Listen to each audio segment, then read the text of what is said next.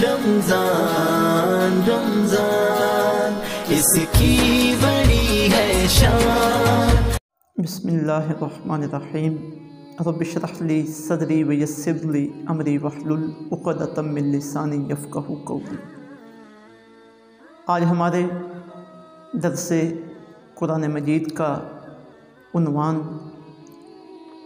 وہ مقدس شخصیات ہیں جنہیں حضور رحمت عالم صلی اللہ علیہ وسلم کی بارگاہ عالیہ میں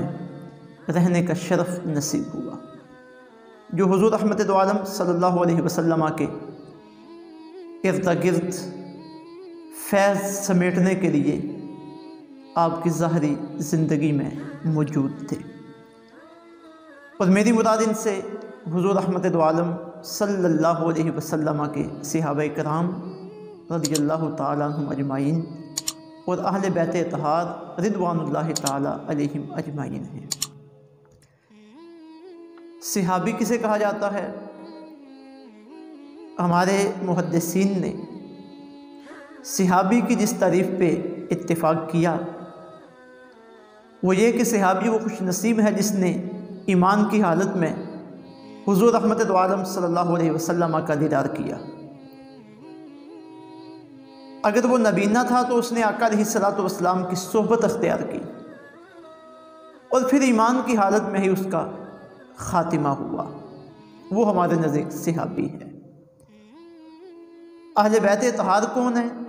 یہ حضور رحمت عالم صلی اللہ علیہ وسلم کے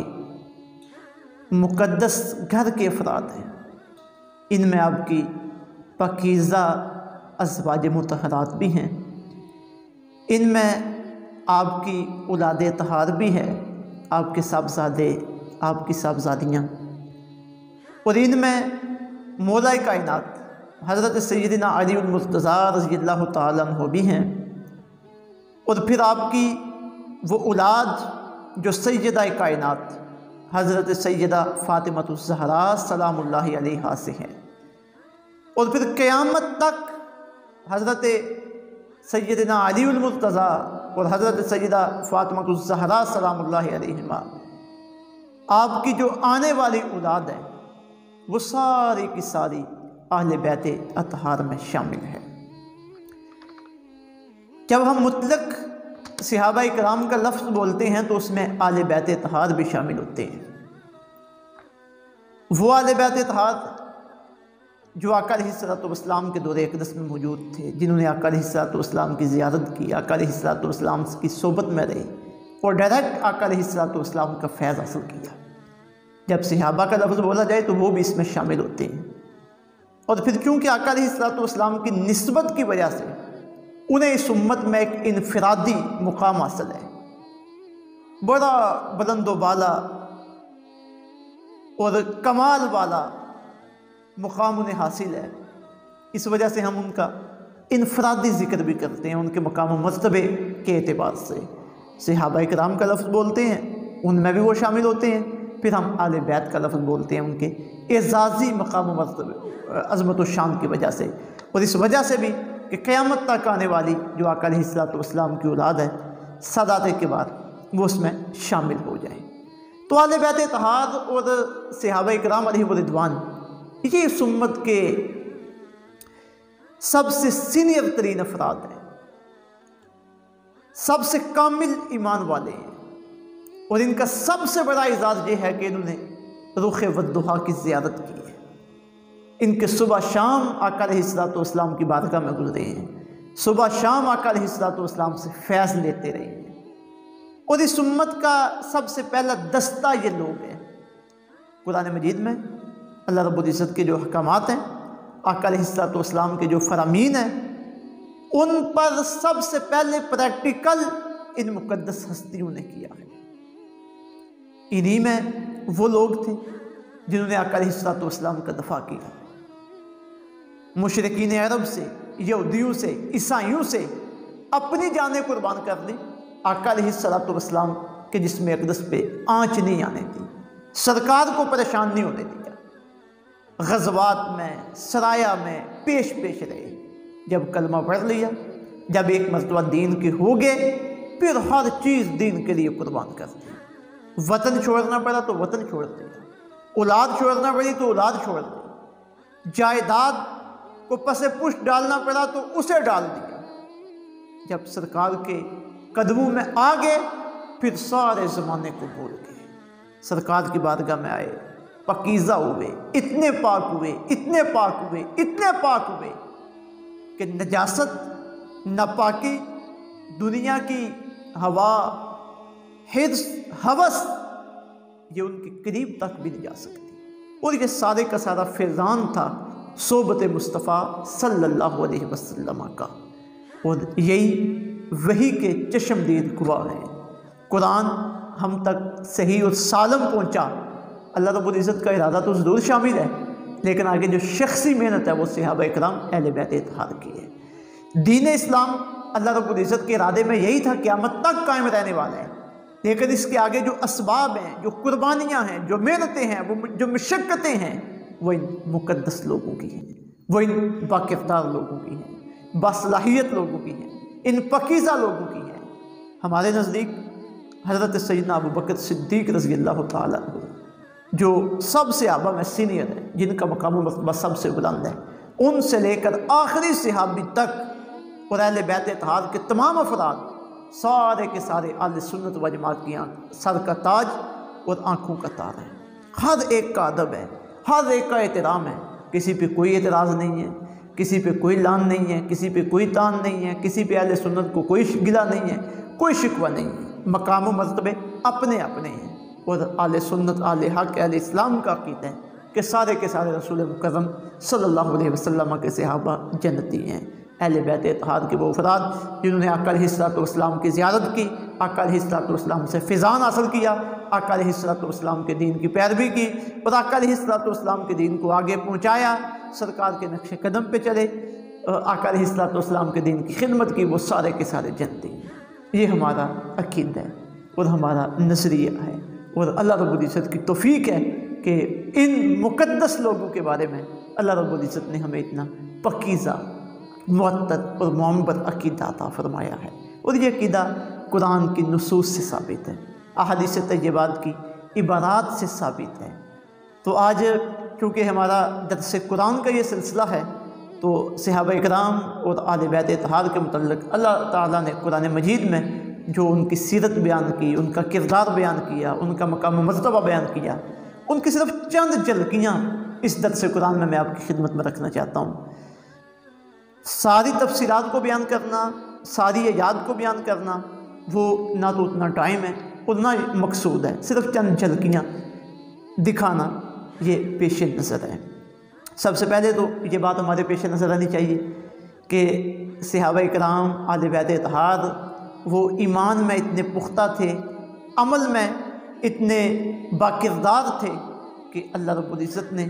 جب منافقین کو اصلاحی پیغام عطا فرمایا اور اہل ایمان کی ان کے ساتھ جو گفت و شنید ہوتی تھی اسے ذکر کیا، تو وہاں بھی معیار ایمان کے طور پہ اللہ تعالیٰ نے ان ہستیوں کو پیش کیا۔ ارشاد باری تعالیٰ ہے سورہ البقرہ کی آیت نمبر 13 میں، وَإِذَا قِيلَ لَهُمْ آمِنُوا كَمَا آمَنَ النَّاسُ، جب ان منافقوں سے کہا جاتا ہے کہ ایمان لاؤ ایسے جیسے یہ لوگ ایمان لائیں، یعنی اللہ فرما رہے ہیں کہ میری بارگاہ میں ایمان وہ مقبول ہے جو ان ہستیوں کے ایمان کی طرح کا ایمان ہے، جو ان کے نقش قدم پر چلتے ہوئے جو بندہ ایمان لے کے آئے، جتنے یہ پاکیزہ ہیں، جو ان کی پاکیزگی کی طرح خود کو پاکیزہ بنانے کی کوشش کرے، اس کا ایمان میری بارگاہ میں مقبول ہے۔ تو معیار ایمان اللہ تعالیٰ نے صحابہ اکرام علیہم رضوان کو قرار دی ہے، اور پھر یہ صحابہ اکرام سیرت میں، کردار میں، اطاعت خدا میں، اطاعت مصطفیٰ میں اور دین کی خدمت میں، دین کے لیے قربانیاں دینے میں اتنے مضبوط تھے اور اتنے بلند و بالا اوصاف، کردار اور ولولوں کے مالک تھے۔ سورہ النور میں اللہ تعالیٰ نے ایک مقام پہ منافقین کا ذکر کیا ہے، اور یہ ارشاد فرمایا کہ میرے محبوب صلی اللہ علیہ وسلم، جب یہ منافق آپ کے پاس ہوتے ہیں تو کسی اجتماعی کام میں، جہاد کے سلسلے میں، اللہ کے دین کی کسی اور خدمت کے سلسلے میں، تو یہ دبا کے بھاگنے کی کوشش کرتے ہیں، بہانے لگاتے ہیں کہ ہمیں چھٹی مل جائے۔ لیکن جو اہل ایمان ہیں، یعنی وہ مقدس لوگ، صحابہ کرام، اہل بیت اطہار، حضور کے دور کے پاکیزہ لوگ، ان کا آپ کے ساتھ کیا رویہ ہوتا ہے؟ جب وہ کسی اجتماعی کام کے لیے، کسی مشکل کام کے لیے، دین کی خدمت کے لیے، آپ کی حفاظت کے لیے جب آپ کے ساتھ ہوتے ہیں تو اپنی ذمہ داری کتنی مضبوطی کے ساتھ ادا کرتے ہیں، کتنی پختگی کے ساتھ کام کرتے ہیں۔ سورہ النور کی آیہ نمبر 62 میں اللہ رب العزت نے منافقین کے مقابلے میں صحابہ کرام علیہ الرضوان کا تذکرہ کیا، صحابہ کرام کے کردار اور ان کی سیرت کو واضح کیا۔ فرمایا انما المؤمنون الذین آمنوا باللہ ورسولہ، بس سچے مومن تو وہ ہیں جو ایمان لائے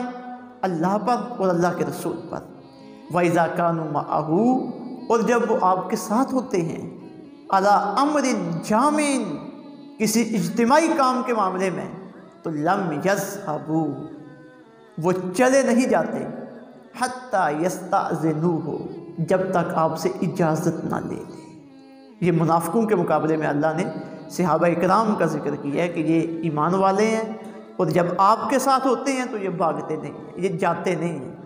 آپ کی اجازت کے بغیر یہ وہاں سے جاتے نہیں ہیں۔ یہ اتنا اطاعت و فرما برداری میں پختہ ہیں۔ ان کی اطاعت و فرما برداری کی مثال بھی اللہ نے بیان کر دیا اہل ایمان کے لیے کہ تم بھی اپنے اندر یہ وصف پیدا کرو، تمہارا بھی اللہ اور اللہ کے رسول کے ساتھ اور اللہ کے دین کے ساتھ اتنا تعلق ہونا چاہیے کہ کوئی بھی دین کے متعلقہ کام تمہیں ملے تو پوری ذمہ داری کے ساتھ اسے ادا کرو، پوری محنت کے ساتھ اسے ادا کرو۔ اور صحابہ کرام علیہ الرضوان کے کام کو بھی اللہ رب العزت نے پذیرائی بخشی۔ اور پھر صحابہ کرام علیہ الرضوان میں سے کچھ لوگ ایسے ہیں کہ جن کا انفرادی طور پہ اللہ رب العزت نے قرآن مجید میں ذکر کیا ہے، اور پھر انفرادی طور میں بھی نام لے کر، مثلا حضرت زید رضی اللہ تعالیٰ عنہ ایک خاص پس منظر میں سورہ الاحزاب کی آیہ نمبر 37 میں اللہ تعالیٰ نے ان کا نام لیا، فلما قضا زید۔ اور جہاں تک اجتماعی ذکر کا معاملہ ہے تو آقا علیہ الصلوۃ والسلام کی سیرت کے ساتھ ساتھ جو قرآن پاک اترا ہے اس میں ان کا ذکر ہے۔ مثلا مہاجرین، تو مہاجرین جو مکے سے ہجرت کر کے مدینے آئے تو ہجرت والی آیات میں ان صحابہ کا ذکر ہے، ان کے کردار کا ذکر ہے، ان کی سیرت کا ذکر ہے۔ اسی طرح غزوہ بدر، سورہ انفال میں غزوہ بدر کا ذکر آیا تو وہاں صحابہ بدر کا ذکر ہے۔ غزوہ احد، سورہ آل عمران میں غزوہ احد کا ذکر آیا، وہاں اصحاب احد کا ذکر۔ سورہ الاحزاب، وہاں غزوہ خندق کا ذکر آیا، تو اس جگہ پہ اللہ رب العزت نے غزوہ خندق میں جو قربانیاں دینے والے لوگ تھے، جو پیش لوگ تھے، اللہ تعالیٰ نے ان کا ذکر کیا۔ اور پھر وہاں پہ جو مشکل مرحلہ تھا غزوہ خندق میں، پورا عالم کفر مدینے پہ چڑھائی کرتے ہوئے آ گیا تھا، اور ان کا ارادہ یہ تھا کہ اب ہم نے مدینے کا اور معاذ اللہ اسلام کا اور مسلمانوں کا خاتمہ کر کے واپس آنا۔ تو اس وقت جو انتہائی مشکل ترین مرحلہ تھا، یہ مقدس لوگ آقا علیہ الصلوۃ والسلام کے ساتھ ڈٹ کر انہوں نے مقابلہ کیا۔ 1 مہینے تک دشمن باہر رہا اور یہ ڈٹے رہے، شہادتیں بھی پیش کرتے رہے، جس طرح کہ ہر غزوے میں انہوں نے شہادتیں پیش کی دین کے لیے۔ تو جب وہ ڈٹے، اللہ رب العزت نے ان کا یہ وصف اور ان کی یہ قربانیاں اور ان کے جذبات سورہ الاحزاب کی آیہ نمبر 23 میں ذکر کیے۔ فرمایا من المؤمنین رجال، اہل ایمان میں سے ایسے جو مرد ہیں۔ اب دیکھیے غزوہ احزاب کے موقع پہ یہ سلسلہ ہوتا ہے، تو جو صحابہ غزوہ احزاب میں تھے اور جنہوں نے ڈٹ کے مقابلہ کیا، ان کا وصف، ان کا کردار، ان کی سیرت بیان ہو رہی ہے۔ فرمایا من المؤمنین رجال، اہل ایمان میں سے ایسے جو مرد ہیں، صادقوا، جنہوں نے سچا کر دکھایا، ما عاہد اللہ علیہ، جو وعدہ انہوں نے کیا تھا اللہ کے ساتھ، یعنی ان اللہ اشتری من المؤمنین انفسہم واموالہم،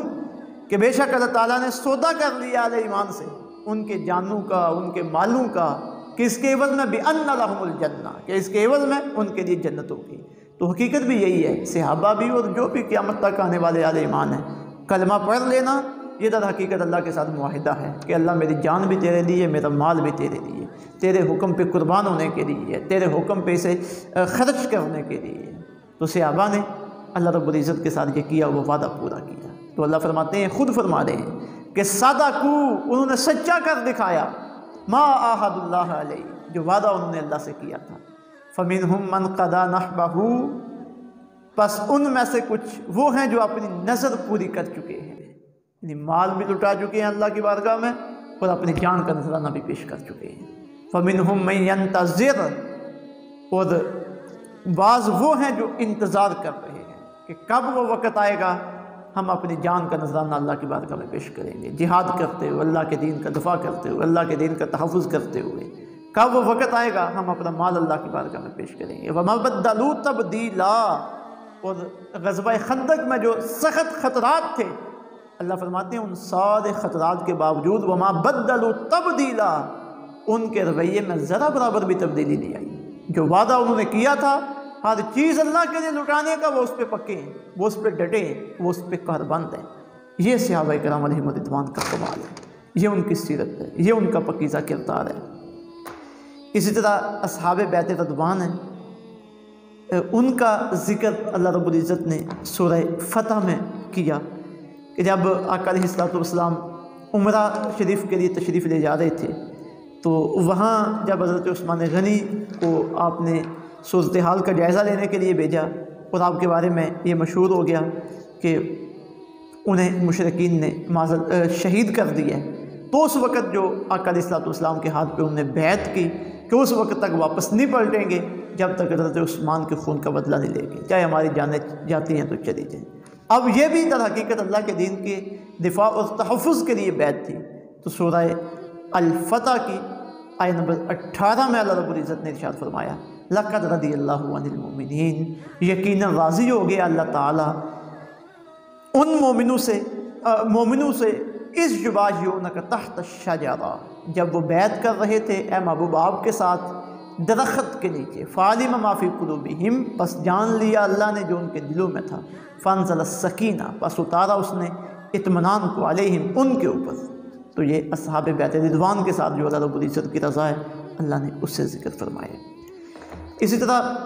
حضرت سیدہ عائشہ رضی اللہ تعالیٰ عنہ، آپ پہ جب غزوہ بنی مصطلق سے واپسی کے موقع پہ جب تہمت لگی، جسے واقع افک کہا جاتا ہے، منافقین کی طرف سے آپ پہ تہمت لگی، تو سرکار کی زوجہ ہونے کے ناطے اللہ رب العزت کی بارگاہ میں آپ کا جو مقام ہے اس کے پیش نظر سورہ النور کی تقریباً 20 آیات طیبات اللہ تعالیٰ نے آپ کے دفاع میں نازل فرمائی اور آپ کے پکیزہ کردار کو بیان کیا اور ان لوگوں کو جھڑکا اور ان کی سزا کو بیان کیا جنہوں نے آپ پہ تہمت لگائی تھی۔ اسی طرح خلفائے راشدین جناب سیدنا ابوبکر صدیق رضی اللہ تعالیٰ عنہ، جناب سیدنا عثمان غنی، جناب سیدنا عمر فاروق رضی اللہ تعالیٰ عنہ، جناب سیدنا علی المرتضیٰ رضی اللہ تعالیٰ عنہ، دیگر احباب، ان کے علیحدہ علیحدہ بھی قرآن مجید میں فضائل آئی ہیں، آیات آئی ہیں جو ان کے حق میں نازل ہوئی اور ان کے کردار اور ان کے اوصاف کی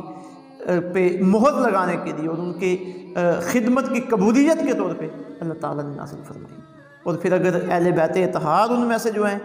ان کا انفرادی طور پہ ہم دیکھیں تو سورہ الاحزاب میں تو اللہ رب العزت نے بہت کمال ان کا تذکرہ کیا ہے، بڑی ان کے ساتھ اپنائیت اور محبت کا اظہار کیا۔ آقا علیہ الصلوۃ والسلام کی پاک بیویوں کے ساتھ بھی، آقا علیہ الصلوۃ والسلام کے اہل خانہ کے ساتھ بھی، اور قیامت تک آنے والے آقا علیہ الصلوۃ والسلام کے اہل بیت اطہار کے افراد کے ساتھ بھی۔ مثلا دیکھیے آیت نمبر 32 میں اللہ تعالیٰ نے فرمایا، یا نساء النبی لستن کاحد من النساء، اے نبی کی ازواج مطہرات تم نہیں ہو دوسری عورتوں میں سے کسی عورت کی طرح، یعنی تمہارا مقام و مرتبہ اتنا بڑا ہے کہ دنیا کی کوئی بھی عورت مقام و مرتبے میں تمہارا مقابلہ نہیں کر سکتی، اتنا میں نے تمہیں اعزاز عطا فرمایا۔ اسی طرح آیت نمبر 31 کے اندر فرمایا، وَمَن يَقْنُتْ مِنكُنَّ لِلَّهِ وَرَسُولِهِ، اور تم میں سے جو فرما بردار بنی رہی اللہ کی اور اللہ کے رسول کی، یہ ازواج مطہرات سے خطاب ہے، وَتَعْمَلْ صَالِحًا نُؤْتِهَا، اور نیک عمل کرتی رہی، اجرها مرۃ نؤتیها اجرها مرتين، تو ہم اسے 2 گنا اجر عطا فرمائیں گے، وَآتَدْنَا لَهَا رِزْقًا كَرِيمًا، اور ہم نے تیار کر رکھی ہے اس کے لیے عزت والی روزی۔ پھر اسی طرح تمام اہل بیت اطہار کے افراد کے لیے انما یرید اللہ لیذھب عنکم الرجس اہل البیت ویطہرکم تطہیرا، آیہ نمبر 33 سورہ احزاب کی، کہ اے میرے نبی کے گھر والوں، انما یرید اللہ، اللہ تعالیٰ تو یہی چاہتا ہے، لیذھب عنکم الرجس، کہ دور کر دے تم سے پلیتی، اہل البیت، اے نبی کے گھر والوں، ویطہرکم تطہیرا، اور تم کو پاک صاف کر دے پوری طرح۔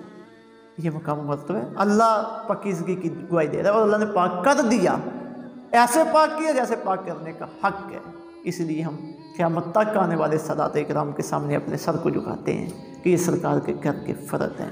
تیری نسل پاک میں ہے بچہ بچہ نور کا، تو ہے عین نور تیرا سب گرانا نور کا۔ پھر اس کے بعد ہم دیکھتے ہیں کہ سورہ الفتح شریف کے اندر اللہ تعالیٰ نے جامع انداز میں صحابہ اکرام علیہم رضوان اور اہل بیت اطہار کے اوصاف، کردار، ان کی سیرت اور ان کے فضائل کو بیان کیے۔ مثلا ارشاد باری تعالیٰ ہے ان پاکیزہ اور عظیم لوگوں کے حق میں،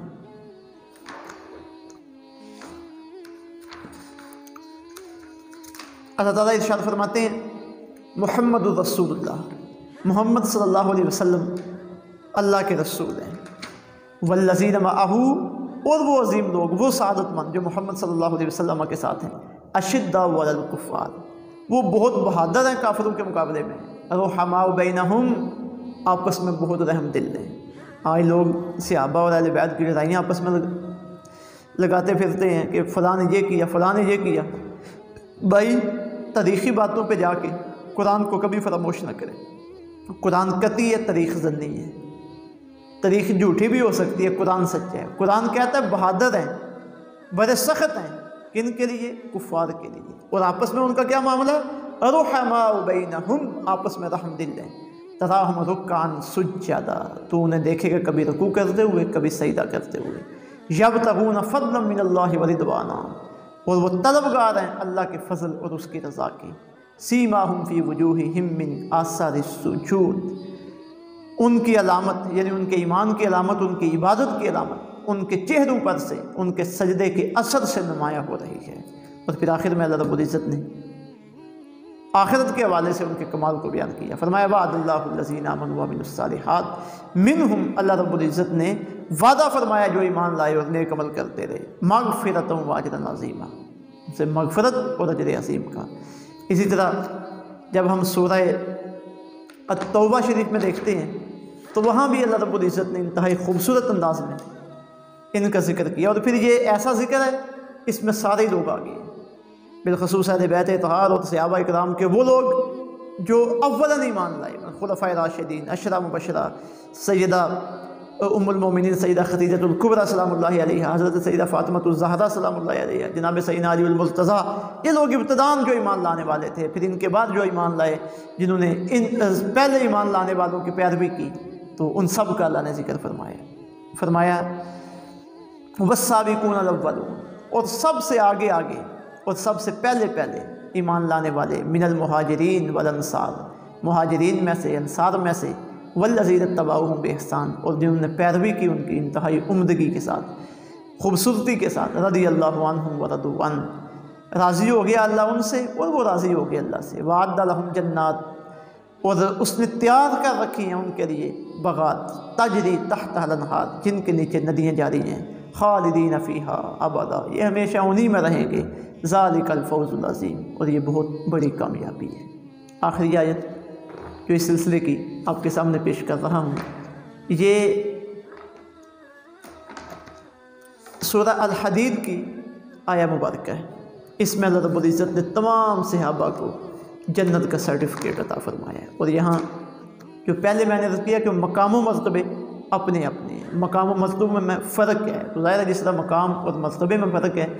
آخرت کے درجات میں بھی ضرور فرق ہوگا، جنت کے درجات میں بھی فرق ہوگا، لیکن جنتی ہونا یہ سب کے لیے کنفرم ہے۔ سورہ الحدید کی آیہ نمبر 10 ہے ارشاد باری تعالیٰ ہے لا یستوی منکم من انفق من قبل الفتح وقاتل، کوئی برابری نہیں کر سکتے تم میں سے جنہوں نے مال خرچ کیا فتح مکہ سے پہلے اور فتح مکہ سے پہلے جنگ کی۔ اب فتح مکہ سے پہلے اللہ کے راستے میں جنگ کرنا، ایمان لانا، مال خرچ کرنا یہ بڑا مشکل معاملہ تھا، فتح مکہ کے بعد یہ آسان ہو گیا۔ تو فرمایا جنہوں نے فتح مکہ سے پہلے یہ کام کیا اولئک اعظم الدرجہ، ان کا درجہ بہت بڑا ہے، بعد والے درجے میں ان تک نہیں پہنچ سکتے۔ وَكُلٌّ وَعَدَ اللَّهُ الْحُسْنَى، لیکن حسنہ بلائی جنت کا وعدہ سب کے ساتھ ہے۔ تو اس لیے ہم کہتے ہیں کہ ہر صحابی نبی جنتی جنتی، ہر صحابی نبی جنتی جنتی۔ تو یہ اس طرح پہلے میں نے عرض کیا جب صحابی کا لفظ بولا تو آقا علیہ السلام کے آل بیت اطہار جنہوں نے سرکار کی زیارت کی، جو سرکار کے دور میں موجود تھے، وہ بھی صحابہ میں آ گئے۔ تو یہ رسول مکرم صلی اللہ علیہ وسلم کے صحابہ ہیں، اہل بیت ہیں، جو قیامت تک آنے والوں کے لیے اطاعت و فرما برداری اللہ، اطاعت و فرما برداری مصطفیٰ کے لیے نمونہ ہیں، دین کی خدمت کے لیے نمونہ ہیں، دین کے لیے قربانی دینے میں نمونہ ہیں، دین کے لیے جہاد کرنے کے معاملے میں نمونہ ہیں، اور اپنی ذات کو سنوارنے اور اللہ کے احکامات کو اپنی ذات پہ اپلائی کرنے اور پریکٹیکل نمونہ پیش کرنے کے لیے ہمارے لیے نمونہ ہیں۔ اللہ رب العزت سب کے درجات بلند فرمائے، ہمیں ان کے نقش قدم پہ چلنے کی توفیق عطا فرمائے۔ وما علینا الا البلاغ۔